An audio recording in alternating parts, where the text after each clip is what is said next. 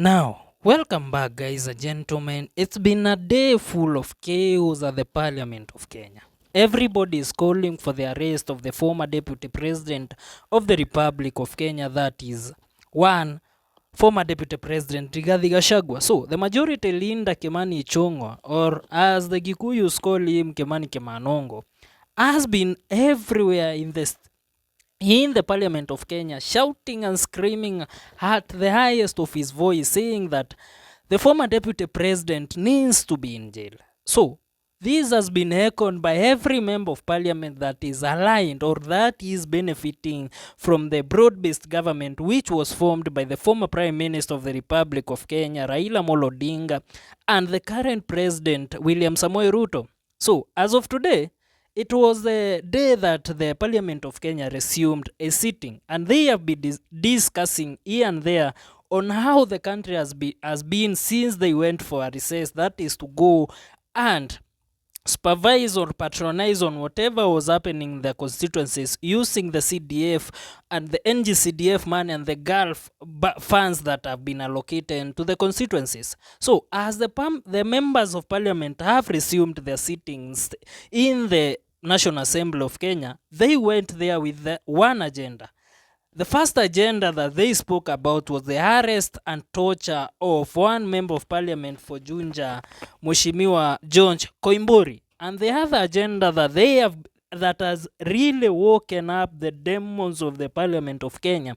We have never seen a heated debate like this one. It only happened during the 2024 finance bill debate that the Gen Z had rejected. So Gachangua, during his interview in Obina TV show live, he said that if the government dares to rig this election, the 2007-2008 post-violence election will look like a Christmas Eve to what will happen in 2027 if the government led by President William Ruto will rig election and announce President William Ruto as the winner of the said election.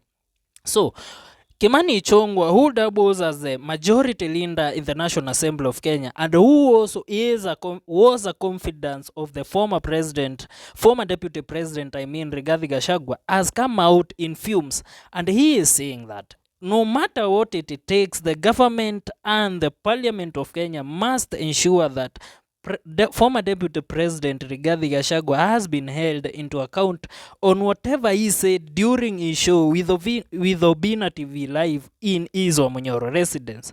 This has been echoed by the minority leader Junet Mohammed. We all know that whatever Junet Mohammed is saying is whatever is in the hand and brain of the former deputy president of the former Prime Minister of the Republic of Kenya, Mheshimiwa Raila Amolo Odinga.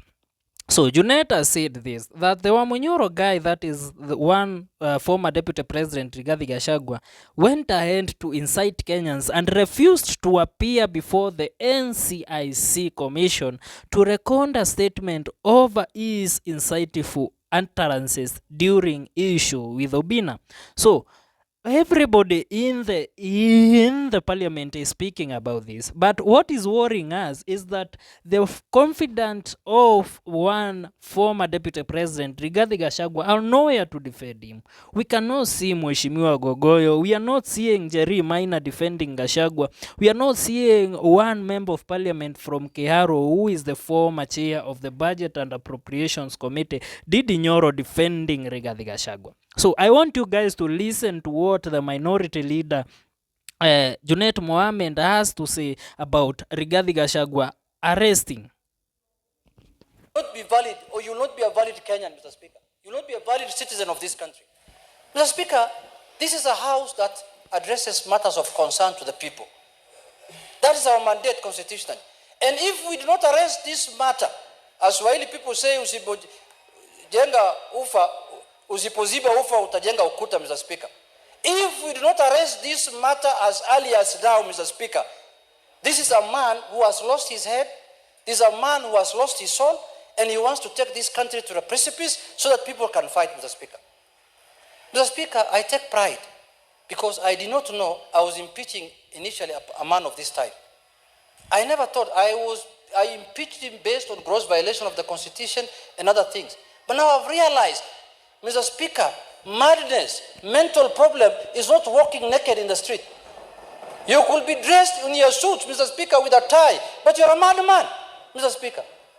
That's what I've come to realize of late, Mr. Speaker.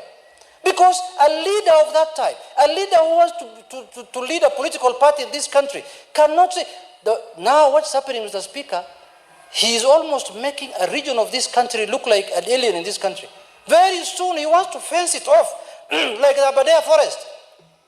That if you want to go there, you must get permission from him, Mr. Speaker. You cannot go and visit even your relatives there. You cannot even visit your people there, Mr. Speaker. You cannot do any politics in that area unless you get permission from him. Mr. Speaker, I want to say this. This country has experienced this, and we will not allow it to repeat. We will not allow it, Mr. Speaker. Every Kenyan has a right to live, to do politics, to do business anywhere in this part of the country, Mr. Speaker. Whether you are in Migori, Kakamega, Busia, Nyeri, Muranga, Embu, that other place, Kilifi, anywhere you want to do anything in this country, there is freedom. So this has went on and on. This has happened after former Deputy President of the Republic of Kenya, Rigathi Gachangua, called into account every artist that visited the DP's residence in Karen over the weekend. So Gachangua went to a church service in Muranga on Sunday, and he said that there are people who we are going to label as the traitors, or we are going to call them out as the people who are selling the mountain to the highest bidder. And these were artists like Samindo Muchoki, there was Garoya Jr., there was Gachangua Moraya. Those are artists from Mount Kenya region. They are Gikuyu artists. They visited the DP's residence upon a special invitation from the Deputy President of the Republic of Kenya, Kithure Kindiki. This has been a burning issue upon the Mount Kenya residents, both artists and the big machines of politics in the region. So, Junet Mohammed has said that we must arrest this guy, and the Parliament of Kenya, through the Speaker, that is former Kakamega Senator, that is Moses Wetangula, they have said this, that they are going to make sure that Rigathi Gachangua is arrested no matter what happens. And they have given the NCIC, the National Police, and the DCI unit a maximum of 24 hours. They want to bring Gachangua to jail and answer on everyone that he uttered during his interview with Obinasho Live. So as of once, the politicians from different tribes or from different region of this country have come back with one word and with one statement, that they want Gachangua to be held into account over the weekends, or over the weekends once that he said about unfollowing the artist who he labeled as traitors who went to sell the people of the Mount Kenya region to the government. And over the post-violent election that happened during the 2007-2008 period, when he said that if they happens to rig the election in 2027, because President William Ruto has went ahead and impacted, or has brought his men and kept them in the highest position in Electoral Boundaries Commission, that is IEBC.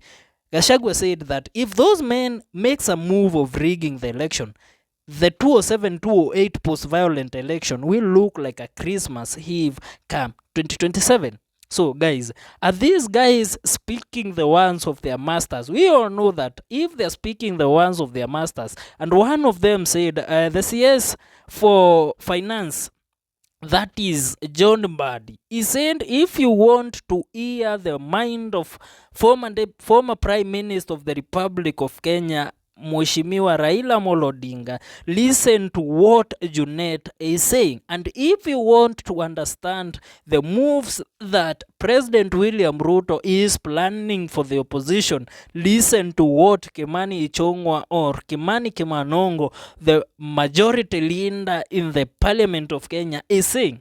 And Junet and Kimani Ichung'wah, they have been vocal and they have said that they are going to make sure that Gachagua is arrested no matter what. We all know that if they are speaking the word of their masters, even if Gachagua goes anywhere, these people are going to fight him there, because they have already, if they say, if you want to kill a dog, give it a bad name. Ukitaka kuua mbwa, mpe jina mbaya. And this is what they are doing. They are labeling Gachagua as an anarchist, and they label him as a man who want to incite fear and violence to the people before the elections, because they want to bring him down or jail him so that he cannot participate in any election come 2027, because their masters are in fear. Raila Amolo Odinga and Ruto are in fear of Gachagua, because he has started uniting the nation with one word, that these two peoples must go. Guys, what do you think? Are these the ones of the masters, or are these the ones of the servant? That is Junet and Kimani Ichung'wah. Leave a comment on the comment section, like, share, and don't forget to hit the subscription button. This is Janjalam Mjini TV. Let's meet in our next video.